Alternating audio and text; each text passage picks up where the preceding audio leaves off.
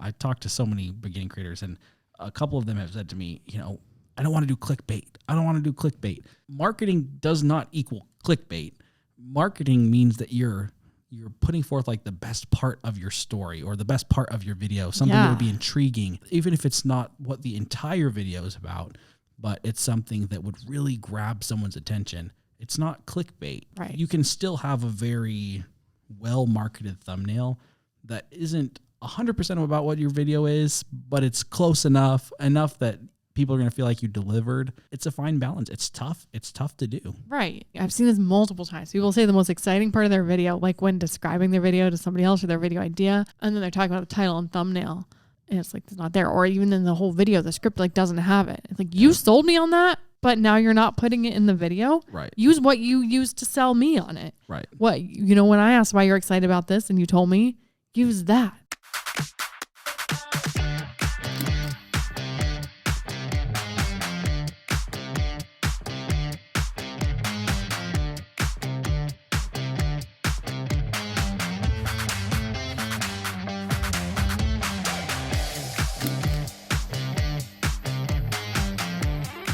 Welcome back to the Creator Files podcast. I almost said Project 24 because we have a private podcast for our Project 24 members.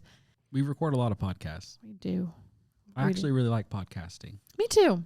We try to keep the videos authentic, but their retention is not going to hold if it's just a conversation. Right. You have to plan it out a lot more. So we last week talked about 5 common mistakes that hinder your growth. So we found this article online. It's like the first or second result on Google. Right at the top. And we just kind of gave our take on if these really are the biggest mistakes and what we thought about them. We're starting to question just how well put together this article is. It might be written by AI, but I still think it's fun to go through it. And there's some kind of creative ideas. It's like a mix of very obvious, like repetitive things, and then some interesting things that are like, oh yeah, that's pretty more in depth than you would usually see on a top 5 article. So it's kind of fun. I like it. So we're continuing that article. The first part of the article is mistakes that hinder your growth. So when you're starting, and then the second part is 5 critical mistakes that can harm your channel. Mixing topics. So it says, this is indeed a critical issue. If you've been running a channel on a single topic for a long time and have built an audience around it, it means that YouTube has already categorized you as a representative of that topic and niche. Therefore, every new video you create will be shown and recommended to that specific audience. If you suddenly change the topic of your videos, for example, from crafting to fishing, don't expect that the ladies who used to watch your channel will suddenly become interested in watching videos about catching fish. There are fisher women. Yeah, geez. AI. Hopefully.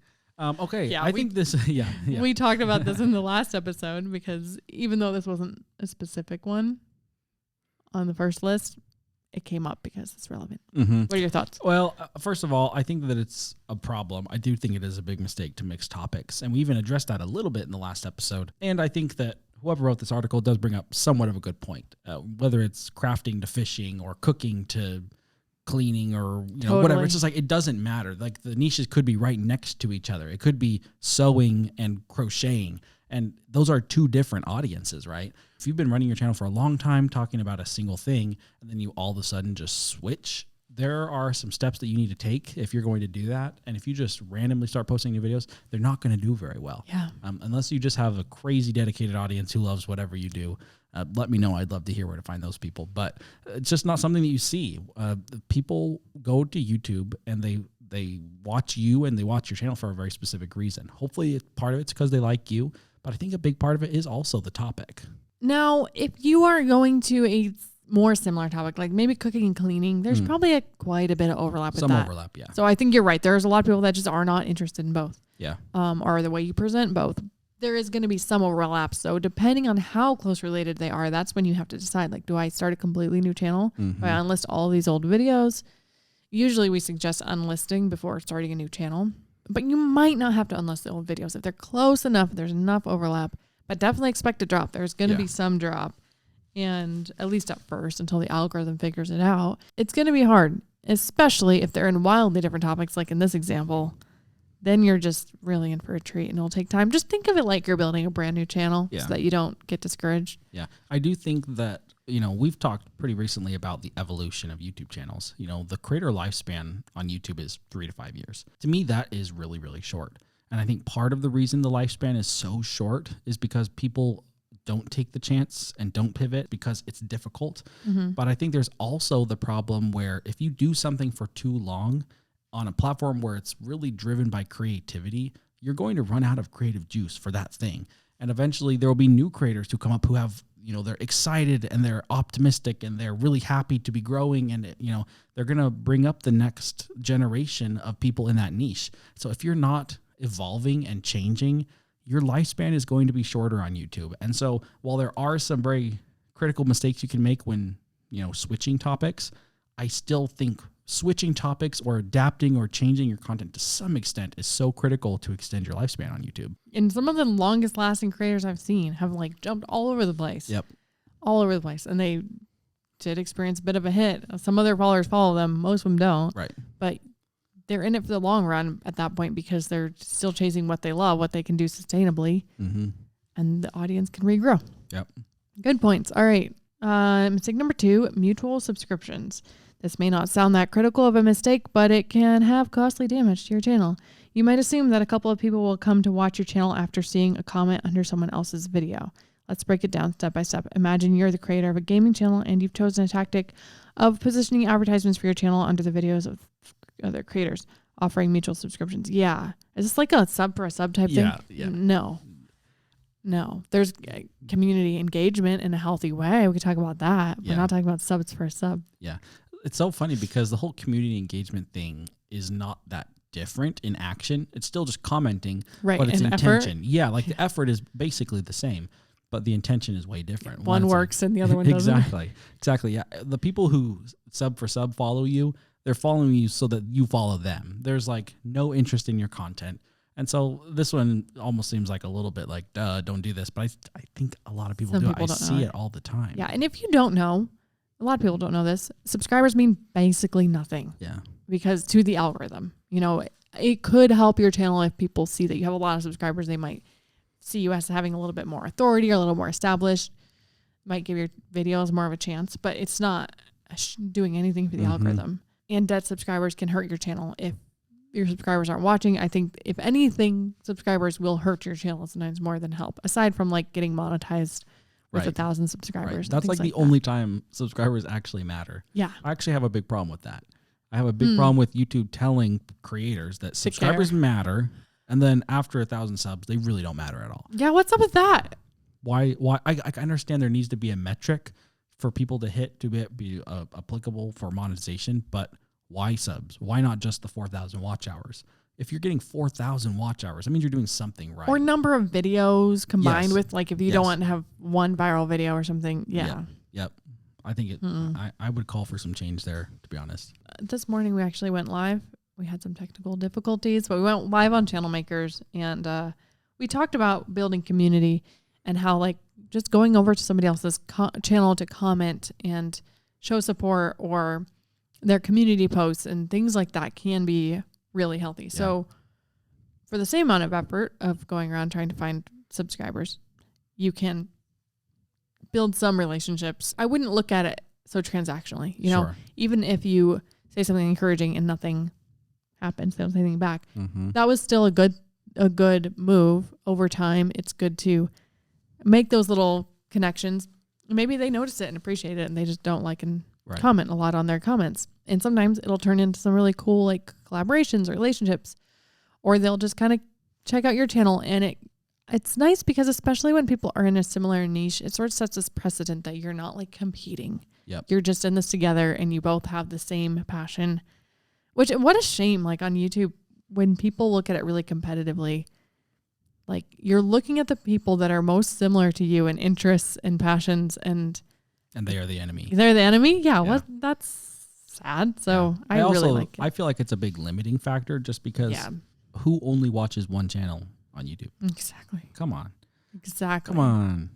People watch a lot of channels on YouTube on the same topic. Yeah. And if anything, it makes people, I think, have more interest. You watch one video that you like and there's another video that's similar, but by a different creator, and you're already kind of getting interested in this and learning in this one thing. Yeah. I think you're more likely to keep watching multiple videos on these things. So yeah, I would say that is a mistake. Mistake number 2, we'll say is valid. Yes, mistake I agree. number 3, shorts will promote the channel due to easy subscribers. Many creators indeed write and talk about this extensively, and they are partially correct. The truth is that it's easier to build an audience with short videos on YouTube. They are more likely to get recommended, easier to go viral, don't require a significant time commitment to watch, and this makes it seem like an excellent way to grow your channel with minimal time and effort.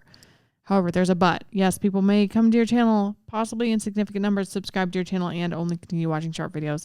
Unfortunately, creators often can't convert these subscribers into viewers of their longer videos on the channel. In reality, these subscribers are essentially dead subs. I somewhat agree with this. I'm a little bit conflicted. I've had some very interesting experiences with shorts and short subscribers and pushing short subscribers to long form videos.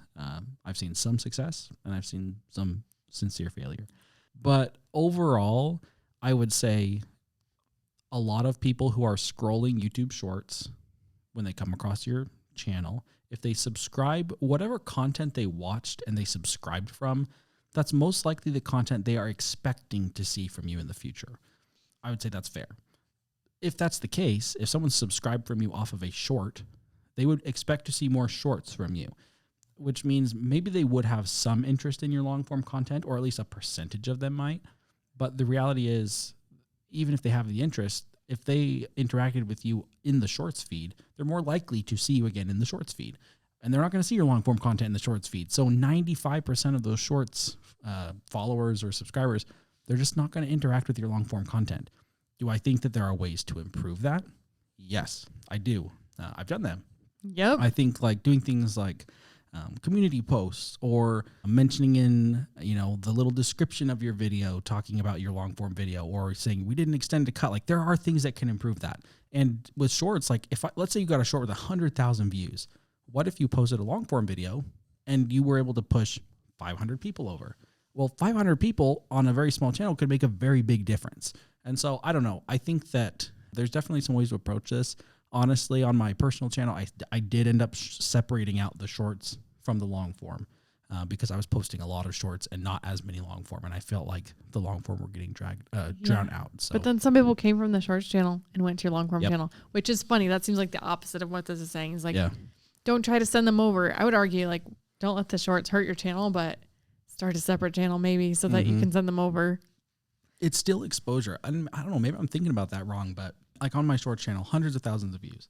If I can get hundreds of thousands of people to see my face on the internet, isn't that a good thing? Right.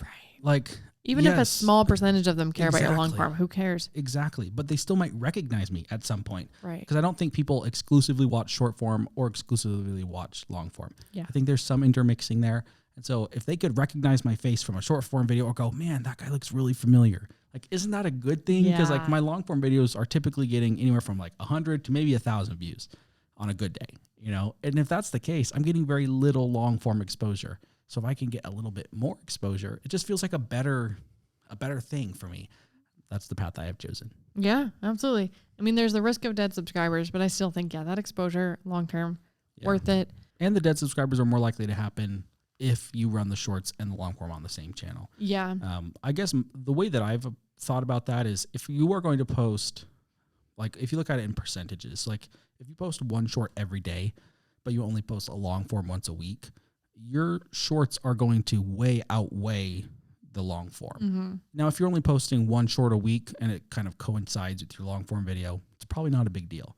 But if you're posting 30 shorts a month and 4 long videos a month on the same channel, your 4 long videos are not going to get the exposure because YouTube is going to see that a lot of your content is shorts. Yeah. I kind of disagree with the whole, in my opinion, I think it's a bit of a myth where people say like, oh, they're shorts viewers and long form viewers. I kind of doubt it. I think the shorts viewers are not on YouTube. They're on TikTok and they're on Instagram and they go to YouTube very rarely. I have never met somebody who said like, oh, I only watch shorts on YouTube. People either watch YouTube or they don't. Right. And if they're watching YouTube, they're not just watching shorts. Yeah. Most of the time, in my experience. So I don't think that's the case, but I think the algorithm's a little broken. The algorithm's, I think, treating them at very least as equal. And so, if you have 30 shorts and 2 long form videos, they're not going to see those long form videos very often. Yep. And they don't get the exposure they need. So shorts are tricky. They are, but they can be very valuable. We're actually working on a video about that on the Channel Makers channel. I'm very excited about. Yeah. I don't know what I don't want to tease too much, but I'm very excited about that video. Mm-hmm. They have potential. And YouTube's going to figure it out. I think they know that people are getting fed up with how poorly it's been working. So people are starting to not use shorts, especially big creators that like have long form videos. There's probably still plenty of shorts creators, but the long form channels are getting sick of it. And I don't think YouTube wants that. So they're going to figure it out. All right. Mistake number 4, too much content or too little content. Of all the mistakes, I'm not saying that's not a mistake. Yeah. But of all the mistakes, I don't think too much, too little. If it's way too little. Yeah. Like too much, like twice a day, too little, like once a month. But even then, sometimes once a month is enough. Yeah, it says there are people who bombard their subscribers with videos daily, perhaps even multiple times a day. There are. Show me. I see so many beginners. I seek out beginners on YouTube so that we can research it, and I don't see anybody doing that. Yeah, that's a lot. I think most people would probably fall into the too little content boat, especially because you get burnt out. Most people aren't doing daily uploads, especially long form daily uploads, unless again it's a shorts creator. In that case, I think it's a whole different story because I think you can do shorts multiple times a day without hurting them. Yeah. But yeah, I don't know. This one to me is not the biggest issue. I'm gonna have to say I don't know why this made the list of top 5. Yeah, I mean too little. Yeah. In fact, that's probably one of the most common reasons for failure. But people know that. You know if you're procrastinating and not working on your channel. Yeah. Right. We did a study. We found that it was 134 videos to monetization on average for creators. Like you need 134 long form videos. So if you're posting once a month, you do the math, it's going to take a long time. Like a long time. Yeah. I mean, publishing frequently is really, really important. I would say at least consistently. Obvious. I would say have consistency, whether that consistency is 2 times a week or once a month. If you have intentional consistency, to me, that's the thing. And effort. Yeah. If you're doing once a month, your video better be dang good. Yeah. But if you're doing, if you're doing twice a week, it still should be good, but maybe it's in a different way. Maybe it's a lower edit type video, but it's what your audience likes or expects. I just think it's like consistency, but also like good effort. I think you're right. Yeah. All right. Mistake number 5, getting strikes. Duh. Again, of all the things. Yeah. It's the main reason for YouTube channel issues often comes down to a refusal to learn and understand the platform's rules. The main reason for YouTube channel issues? I would have to say that's probably not true. Yeah. Most people aren't getting strikes on their channels unless you're posting like questionable content, which if you're doing that, what do you expect? Like, come on. Most people are failing because they're not putting in the work, honestly, in my opinion. Right. I'm talking about spam, fraud, and harassment. Like, yeah, you can get monetization cuts if you swear a lot. That's probably more common, or children's content, but this isn't even talking about that. So, so something where maybe this is applicable. People who do like reaction content, that's very popular. Yep. Or content where you're like kind of repurposing other content, spam, that type of thing where there are some laws and rules that go into that. Like, okay, maybe you could get flagged just because you're unaware of what the rules are. Yeah. Usually if you're commentating a lot and you're clearly like kind of reviewing whatever it is and adding your own creative spin to it, like it's not a problem. But yeah, I think that one's dumb. Yeah. Okay. Well, we had a couple dumb ones here. Are there any other problems, I guess, in your opinion, things that are going to actually hurt people from growing their channel at this point? Like other than these 5, which I'd say only a few of them were relevant, are there any other critical mistakes that you can think of that actually would make a bigger difference than any of these? Yeah, I think a lot of people just have boring topics. So many videos that do really well, it's because the topic and the packaging is really good. Not just like a good looking thumbnail, but a compelling, like something you just feel like you have to click on because you have to know, not because the thumbnail looks so pretty or eye catching necessarily. A lot of people just don't understand how to position their content like that. It's kind of boring, basic, almost search based, like what you might search in a library or a Google, and YouTube's not really like that. So I think that's a really big one. Yeah, I think you're right. When you think of an average brand new creator, most likely they're not coming from a media marketing background, right? It's just not something that a lot of people are familiar with. I've talked to so many beginning creators, and a couple of them have said to me, I don't want to do clickbait. I don't want to do clickbait. It's like marketing does not equal clickbait. Marketing means that you're you're putting forth like the best part of your story or the best part of your video, something that would be intriguing, even if it's not what the entire video is about, but it's something that would really grab someone's attention. It's not clickbait. Like you can still have a very well marketed thumbnail that isn't 100% about what your video is, but it's close enough that people are going to feel like you delivered. It's a fine balance. It's tough. It's tough to do. Right. If you have the lowest sugar soda on the shelf without artificial sweeteners and it's the only one that's actually like low sugar, that's not clickbait to highlight that. Right. That's not sketchy marketing. That's the reason they should buy it over the other ones. Sometimes you have to hype it up to make it sound exciting. Mm-hmm. It's funny. Sometimes people will actually say the most exciting. I've seen this multiple times. People say the most exciting part of their video, like when describing their video to somebody else or their video idea. And then they're talking about the title and thumbnail. And it's like, it's not there. Or even in the whole video, the script like doesn't have it. It's like, you sold me on that, but now you're not putting it in the video. Right. Use what you used to sell me on it. Right. What, when I asked why you're excited about this and you told me, use that. Mm. I don't know if we're like shy, kind of. We don't want to like oversell it, or maybe it feels too outlandish to say like, this is the best recipe or the best sewing pattern or whatever it may be. I don't know. Why do you think we do that? I mean, we've all met the people who are like born marketers. It's in their blood, and it's like you almost have to roll your eyes when they're talking to you because it's like everything's the big thing, right? Oh yeah. Most of us are not those people, and I think you're right. I think maybe we are shy, or we don't want to make claims that we feel like maybe someone would disagree with. The funny thing is, a lot of good title or thumbnail claims are subjective. They can, like, someone could disagree. Concrete or yes. So subjective. Yeah. Should know that. They're subjective. And so you could make a claim like this, whatever, best recipe I've ever tasted. And it's like, okay, number one, people are watching your video. So they're not going to know if it was the best recipe you've ever tasted. Number two, maybe someone else does have their favorite recipe and maybe they think it's better than yours. Okay. It doesn't matter, Right. Like you can make a claim that you can't necessarily prove. And personal that's okay. opinion is typically excluded from like false marketing laws. Like, and like that's a great place to start. Another thought that I had is, you said sometimes you'll hear someone explaining their video and they get excited about a part, but then they don't include that in the marketing.